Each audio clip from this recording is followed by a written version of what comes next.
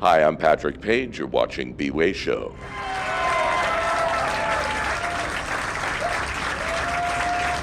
We are here at opening night. How does it feel?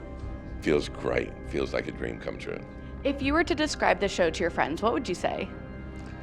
I would say that if you know nothing about Shakespeare, this is a great show for you to come to, because you've probably gone through your life and either thought, oh, Shakespeare's not for me, or what is all the fuss about? And I think this would be a great show for you to come to and sort of find out what all the fuss is about, because I think you will discover what an extraordinarily exciting, thrilling, sexy playwright Shakespeare is.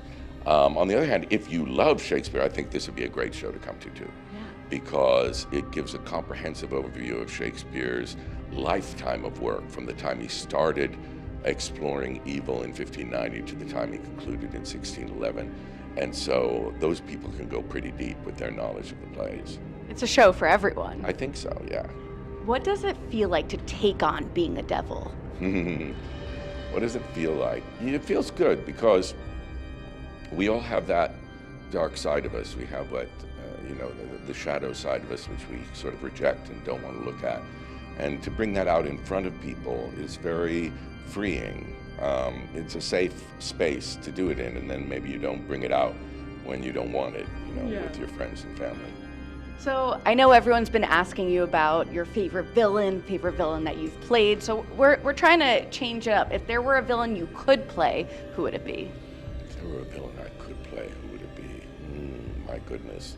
I have played most of them in Shakespeare. I'm trying to think of I think there's probably a villain out there, and I'm going to put this out into the universe right now. There's a villain out there in long-form television, which I find to be a very, very fascinating art form. And there is some villain either being written or that has just been written in some show that I'm going to play, and that's the one I'm looking forward to. Amazing. We can't wait for that. Do you have any amazing stories that you'd like to share? Just like one story from your long career, whether it's Hadestown, Spider-Man, anything that all the fans watching at home, maybe something you haven't shared before? My goodness.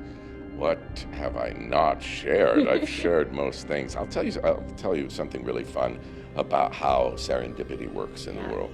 I was wanting to do this show, very much wanting to do it, trying to get up the courage to ask Mara Isaacs, who is the lead producer of Hadestown, to produce. But I knew her play was very full. I knew she was doing Hadestown in London. And so I was not doing this. I was putting it off. I was really sitting on my hands. And then I went to see a show downtown that Fiasco Theater was doing. And it was right as I was in this sort of cauldron of trying to decide, do I ask Mara? And that night, Mara was sitting directly next to me at that show.